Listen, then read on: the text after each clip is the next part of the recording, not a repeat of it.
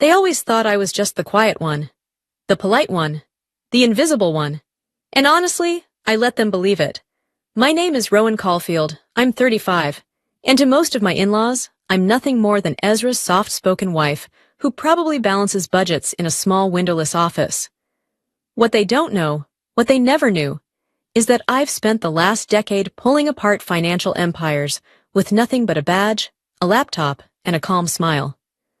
But that night, at my mother-in-law's birthday dinner, everything changed. My sister-in-law mocked me in front of the entire family, laughing at what she thought was my sad little career. She didn't realize she'd been under investigation for 5 months, and she definitely didn't expect my boss to walk through the front door. But he did. And the moment I put my badge on the table, her empire began to fall. To be fair, I never intended to lie to my husband. I just didn't correct him when he assumed I worked as a regular financial analyst. He thought I spent my days reviewing payroll records and generating spreadsheets. I let him believe that. It was easier that way. In reality, I'm a senior agent with the Office of Federal Financial Investigations. My unit specializes in uncovering large-scale fraud, tax evasion, money laundering, and shell corporations buried beneath years of fake paperwork. We're the ones who follow the paper trail when someone's life looks too perfect on the outside. And most of the time, we find exactly what we're looking for. I never brought work home. My laptop was government-issued and encrypted. My notes stayed in a locked drawer in a locked office. Ezra once asked me why I never talked about my clients.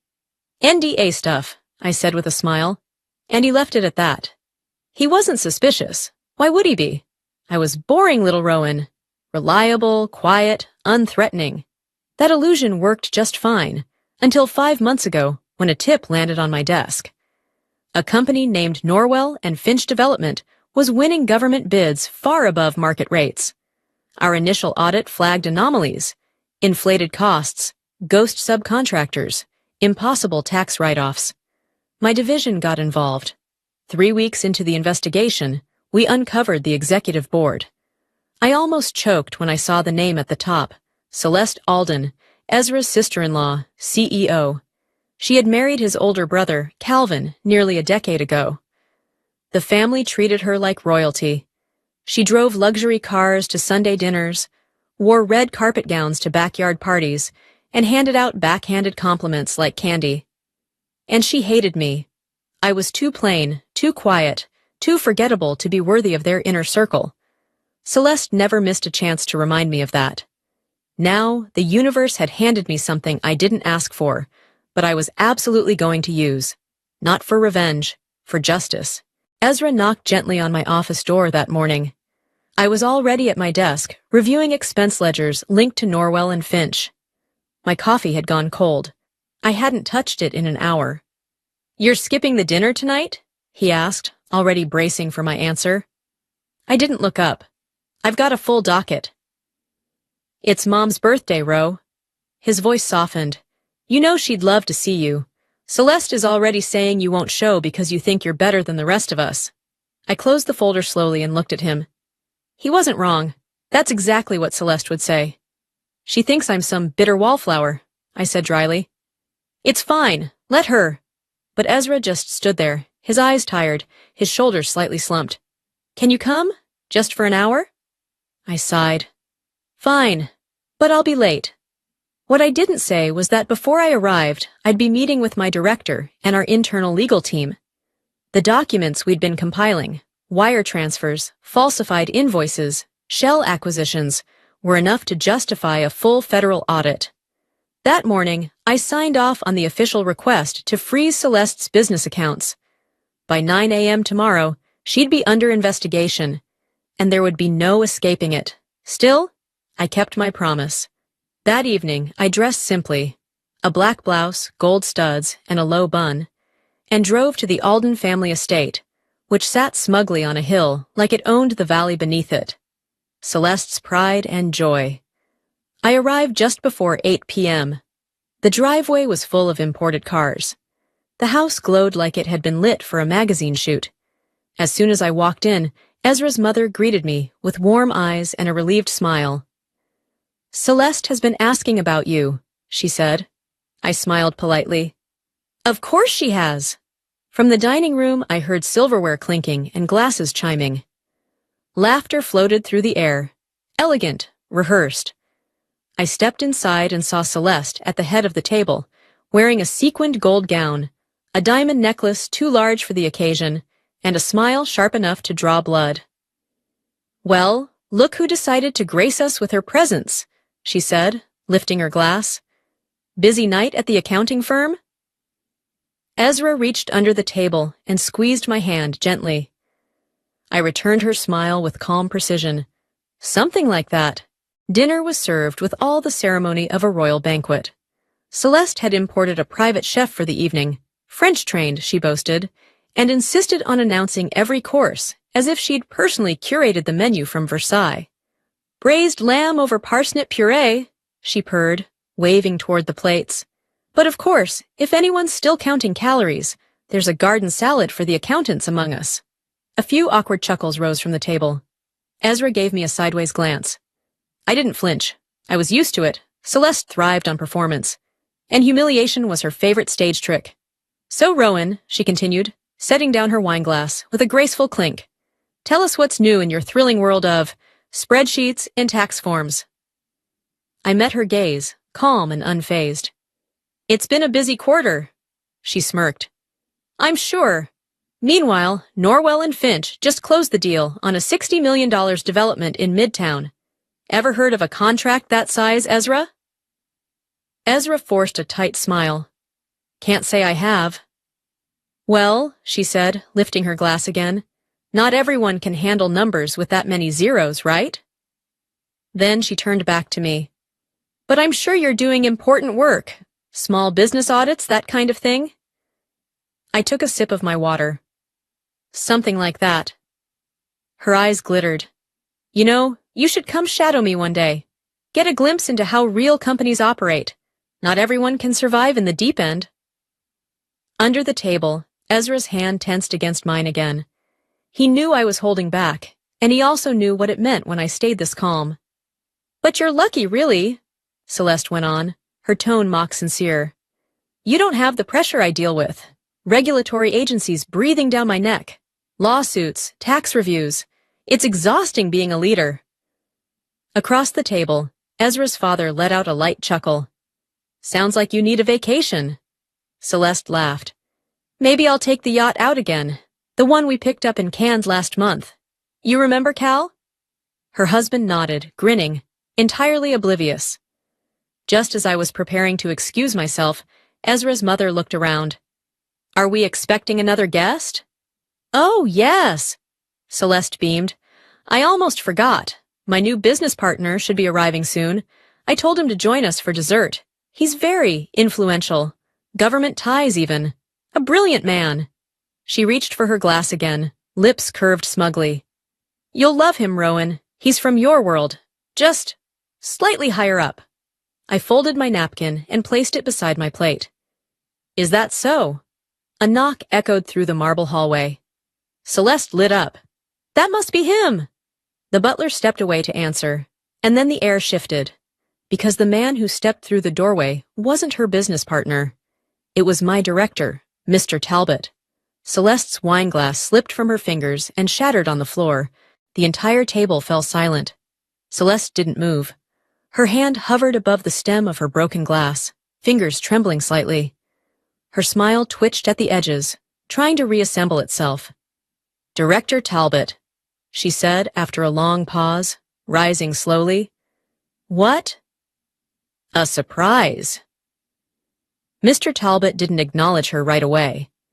His eyes moved across the table, scanning each face before landing on me.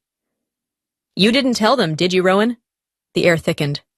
Ezra turned toward me. I felt his fingers loosen beneath the table, not in fear, but in realization. "No," I said softly. "I haven't told them anything." Celeste's voice pitched higher. "Told us what?" Mr. Talbot smiled politely, then pulled out the empty chair next to her and sat down like he was settling in for dessert. "That your sister-in-law here is the lead federal auditor assigned to Norwell and Finch, and that, starting tomorrow morning, your company will be under formal investigation." You could have heard a pin drop. Ezra's father blinked twice. Calvin's mouth fell open. Ezra stared at me like he was seeing me for the first time. But Celeste went pale. "That's insane," she whispered. "Rowan's. She's not—" Her breath caught. "You're just a low-level accountant. You don't handle this." I reached into my purse, removed the leather badge wallet, and laid it gently on the table. The gold seal gleamed under the chandelier. "I do." Celeste took a half step back, knocking into her chair. "You've been investigating me?" "No," I said evenly. "I've been investigating your company. But as of this evening, I'm formally recusing myself from the case." Mr. Talbot nodded. "We're here tonight to inform you of that. I'll be taking over full oversight." Celeste's husband stood abruptly. "This is outrageous. You can't just barge in here." "Actually," I interrupted, "we can. You might want to sit down, Cal." "On what grounds?" Celeste spat, finding her voice again. "What exactly are you accusing me of?" I turned toward her, voice steady. "Let's start with the $60 million deal you mentioned tonight. Then we'll move on to the $42 million transferred through ghost vendors to shell accounts in the Caymans. Or maybe the 3 offshore properties acquired last year during the same quarter your company reported operational losses." Ezra's mother clutched her pearls. "Celeste, is that true?" Celeste let out a shaky laugh. "This is a setup. She's jealous. This is revenge." Mr. Talbot reached into his coat pocket and pulled out a phone. "I'm sure the court will love this setup." He hit play. Celeste's voice echoed through the room. "Relax, Finn. Auditors are clueless. They chase paper. We own the ink." Calvin sat down. Hard. I turned to Celeste. "You invited the government into your home tonight. I just didn't have the heart to stop you." Celeste lunged across the table, snatching the phone from Mr. Talbot's hand, as if she could erase her own words by sheer will. Her face was taut with panic now, lipstick smudged, nostrils flared. "This doesn't prove anything," she barked, waving the phone. "You're bluffing. You don't have real evidence." I calmly reached for my briefcase and unlatched it. "I'd like to remind you, Celeste," I said, laying a folder flat on the table, "that 3 months ago you invited me to your office. You asked me to review your corporate returns because you said they bored you. I spent 4 uninterrupted hours in that space." She froze. "You mean—" "Yes," I said, flipping open the folder, revealing time-stamped photographs. The safe behind the Van Gogh replica. The set of ledgers marked miscellaneous contracts. I recorded every page. Her hands trembled now. "You sneaky little—" "Careful," Mr. Talbot warned, voice cold. "That's the kind of language people tend to regret under oath." Calvin finally spoke, his voice thick. This can't be real." Ezra leaned forward, his voice steady for the first time all night. "You lied to all of us, Celeste. You bragged about deals you knew were illegal. You mocked my wife while she was building a case to save people from your fraud." "I wasn't hurting anyone!" she screamed. "You think rich investors care where the money comes from?" My voice dropped an octave. "Your company redirected retirement funds from a federal employee union to fake contractors." Her lips parted, but no words came. From the hallway, footsteps echoed again. 2 plainclothes agents entered, their jackets marked with federal ID. "Miss Alden," one of them said firmly, "we have a warrant for your arrest." Celeste backed away, knocking over a chair. "You can't do this. This is my house." "No," I corrected. "This house was purchased with laundered funds. It's government property now." Ezra's mother burst into tears. His father said nothing. He simply stared down at his empty plate like he might never eat again. "You ruined my life!" Celeste screamed as the agents cuffed her. I stood, adjusting my collar. "No," I said softly. "You ruined your own life. I just revealed the truth." She twisted in their grasp, mascara streaking down her cheek. "You'll regret this, Rowan." "I don't think so," I replied. "But you might. You've got 30 years to think it over." The agents led her out the front door, heels clacking violently against the marble. Mr. Talbot collected the evidence from the table and gave Ezra a respectful nod. "We'll be in touch." I took a breath and looked around the room.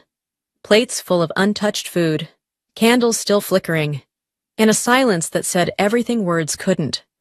Happy birthday, I thought grimly. The story broke the next morning. Every major outlet ran with the headline, "Norwell and Finch CEO arrested in multi-million-dollar fraud probe." Underneath was a photo of Celeste being escorted into a federal vehicle, her designer coat draped awkwardly over cuffed wrists.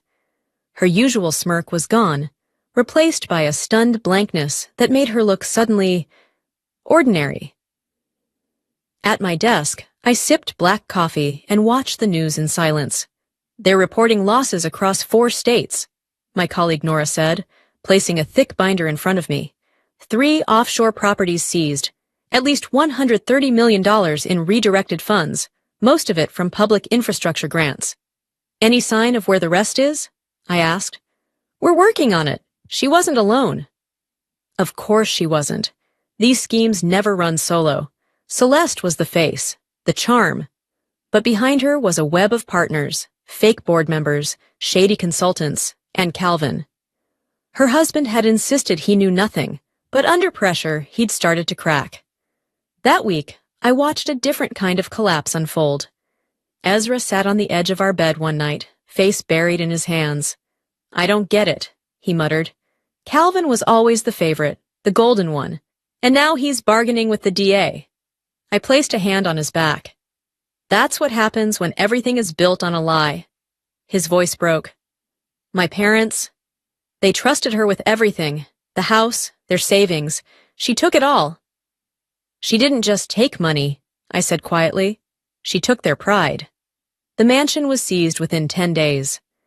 I helped Ezra's parents relocate to a modest home closer to town, quiet, manageable, and fully theirs. His mother cried when she signed the lease. "Thank you," she said, holding my hands. "We treated you like you were invisible. I'm so sorry." "You were just looking in the wrong direction," I said. "Celeste knew how to shine. But you can't fake integrity." About a month after the arrest, I met Celeste again, this time in an interrogation room. Her once perfect hair was limp, her blazer wrinkled, and her nails chewed down to nothing. "Well, if it isn't the quiet little accountant," she sneered. "I'm not here for revenge," I said. "I'm here to offer a deal." She scoffed. "Why would you do that after what I said, what I did?" "Because you have a choice," I said simply. "Give us the names, help us recover what you stole, and we might get that 30-year sentence down to 10. Her mask cracked, and 3 hours later, she started talking. 12 more arrests followed. Nearly $150 million was recovered. And with that, the empire Celeste built on glitter and deception was reduced to files, warrants, and closed accounts. Sentencing came 6 months later. Celeste got 12 years, Calvin got 8. The rest of the inner circle received between 5 and 15, depending on how cooperative they'd been. Some cried in court, some stared blankly ahead. Celeste didn't look at me once. I didn't need her to. That day, Ezra's mother hugged me in the courthouse hallway, her arms trembling. "I'm so sorry, Rowan," she whispered. "We never saw you. You were right in front of us, and we looked past you." I held her gently. "You weren't looking past me," I said. "You were staring at a spotlight. I just don't need one." Ezra and I went home that evening in silence. No victory speech, no celebration. Just a quiet dinner at our kitchen table. The same one we'd shared for years. It felt strange. How normal everything looked, considering how much had changed. "You ever regret it?" he asked, breaking the silence. "Keeping it all secret?" I thought for a moment. "I don't regret protecting the truth. Some things only work when they stay hidden long enough to matter." He nodded. "I just hate that it was her." "So do I admitted. "But that's the irony of arrogance. She handed me the keys to her empire the day she decided I wasn't worth watching. Later that night, I sat alone in my home office. On my desk was a framed photo from that birthday dinner, taken seconds before it all collapsed. Celeste stood in the center, glass raised, grin wide. I looked at her frozen expression and wondered how many lives she'd broken just to keep that smile. We still don't talk. She sends the occasional letter from prison, mostly demands and threats. I don't respond. Her empire's gone, her power dissolved, and her name now lives in a file we teach new agents. The Alden Collapse. Mr. Talbot retired 2 months later. Before he left, he handed me his badge. "You've earned this," he said. "You don't need to be loud to be effective. You just need to be sharp." I'm still with the Bureau. Still quietly digging through numbers that don't quite add up. I don't need people to know my name. I don't need their approval. But I've learned something. Sometimes justice doesn't roar into the room. Sometimes it walks in quietly, smiles politely, sits down at the table, and brings the whole house down.